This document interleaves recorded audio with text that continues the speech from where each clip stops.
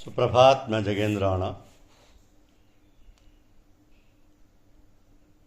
तदाकार ईश्वर की याद।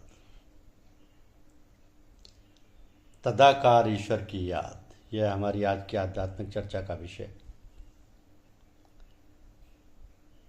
भगवान के लिए ही काम करना पूजा है। भगवान के लिए ही काम करना पूजा है, किंतु हमारे अंदर एक विरोधी शक्ति अहंकार है। अहंकार क्या है? मैं और मेरा ही अहंकार है। इस अहंकार से छुटकारा पाना बहुत ही सरल है। यदि हम हर समय भगवान की याद में रहेंगे तो ये मैं और मेरा छूट जाएगा, अर्थात मैंपन समाप्त हो जाएगा और हमारे अंतःकरण में भगवान का निवास हो जाएगा। अब भगवान के निवास का अभिप्राय उस सर्वसत्ता के अधिवास से है, क्योंकि हृदय में एक ही रह सकता है, चाहे मैं और चाहे भगवान।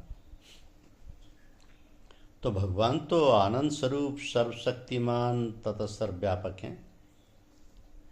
जब भगवान हमारे अंग अंग में, रोम रोम में निवास करने लगेंगे, तब आसुरी शक्तियों को ठहरने और आने जाने का कोई स्थान ही नहीं रह जाएगा। प्रेम गलियति साक्रिया में दो न समाए।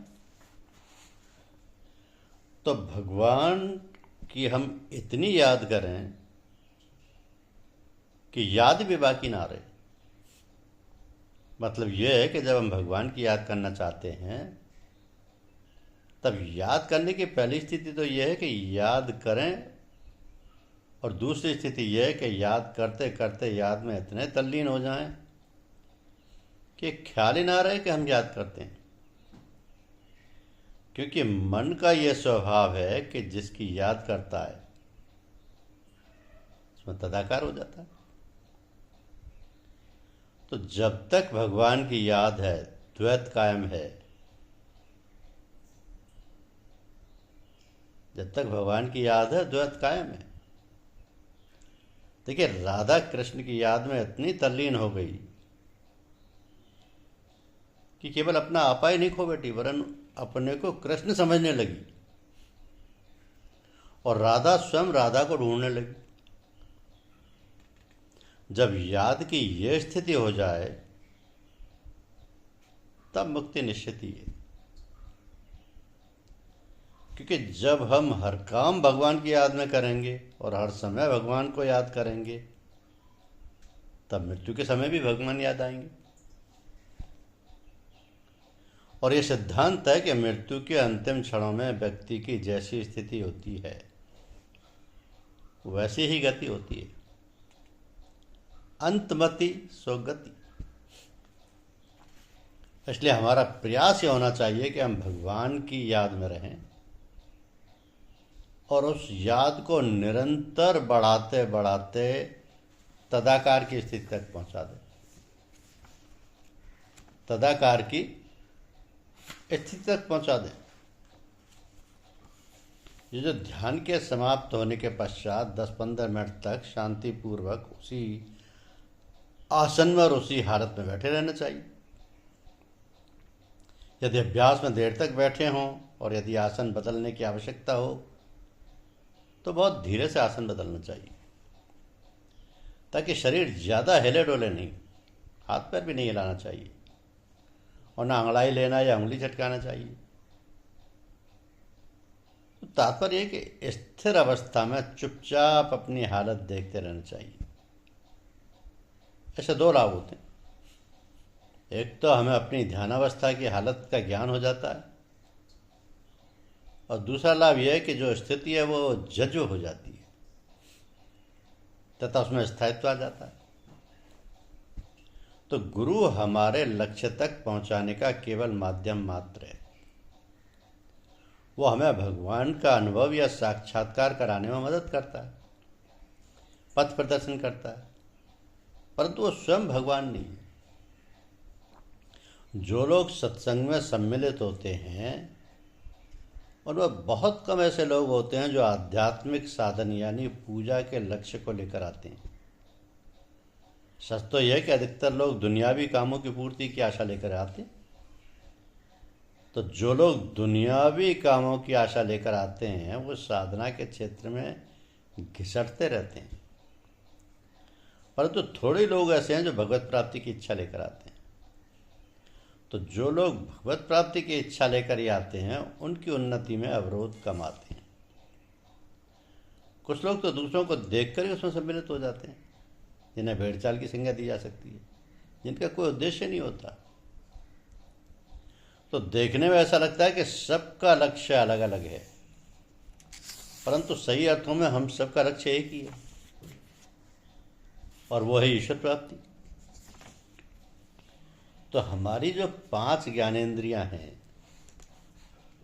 इनमें से प्रत्येक का प्रयोग हम आनंद प्राप्त करने के लिए करते हैं।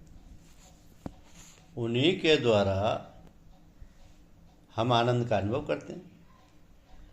उदाहरणार्थ हमारी स्वादेंद्रिय को ही लें। कोई मांस खाता है, कोई शराब पीता है, कोई मिठाई खाता है। क्यों? इसलिए कि ये उसे अच्छी लगती हैं।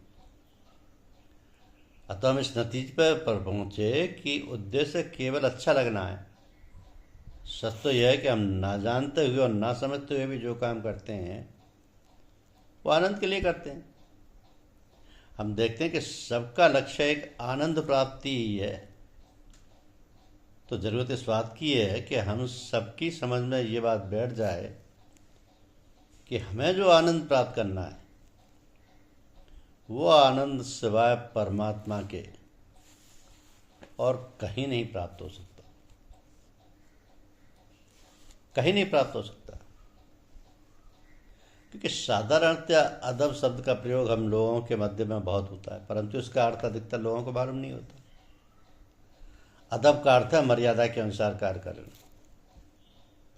तो ईश्वर के भक्त उसे दृष्टा और साक्षी के रूप में सदा अपने समीप स्वीकार करते हैं। यह अंदर सभी लोगों में भी मौजूद है। इसलिए महात्मा लोग सभी के साथ, चाहे वह मालिक हो या नौकर, यथोचित व्यवहार करते हैं, या कहिए कि अदब से व्यवहार करते हैं। तो वैसे तो गुरु की आज्ञा का पालन हृदय में बिना और किसी विचार के आए करना चाहिए, किंतु वह कठिन है। कारण कि ऊंच नीच का भाव बना ही रहता है, परंतु करना यही है और यही करना चाहिए। परम पूज्य लालाजी साहब इसी प्रकार आज्ञा पालन करना पसंद करते थे। एक बार हमारे साहब जी लालाजी साहब के पास गए, तो उन्होंने उन्हें एक पलंग पर बैठने को कहा, जबकि वो स्वयं टूटी चारपाई पर बैठे हुए थे, और वो चारपाई छोटी और नीची भी थी। तो पहले तो साहब जी झिझके, किंतु साहब जी को झिझकते हुए देखकर लालाजी महाराज ने कहा कि जो आज्ञा दी जाए उसका पालन करना अदब है। तो साहब जी बिना किसी हिचकिचाहट के उस पर बैठ गए। अब इसे यूं समझना चाहिए कि और कोई दूसरा ख्याल लाए बिना आज्ञा पालन अदब है। तो ईश्वर और गुरु में यही तो फर्क है कि गुरु मार्गदर्शक है और ईश्वर का साक्षात्कार कराता है। गुरु स्वयं ईश्वर नहीं है। साक्षात्कार हो जाने के बाद गुरु और शिष्य का रिश्ता नहीं रहता। गुरु एक वहम है। हम सब वहमों को छोड़कर एक वहम धारण करते हैं कि सब गुरु ही है। तो ये संसार वो है जिसमें माया मोह रूपी जल बड़े वेग से बह रहा है। मूर्ख प्राणी माया मोह में ग्रस्त जरा भी आगा पीछा नहीं सोचता कि क्या करना है, क्या नहीं करना है। यह भी नहीं विचार करता कि मैं जो करने जा रहा हूँ उसका परिणाम क्या होगा, और वह उसमें फंस जाता है। तो बिना विचारे हुए मोह माया में, तो मोह माया इतने प्रबल होते हैं कि एक बार उनके चंगुल में फंस गए, फिर आदमी किम कर्तव्य विमूढ़ हो जाता है। और तब यह चरितार्थ होता है कि मर्ज बढ़ता गया ज्यों ज्यों दबा की। तो विचारणीय बात यह है कि फंस क्यों जाता है।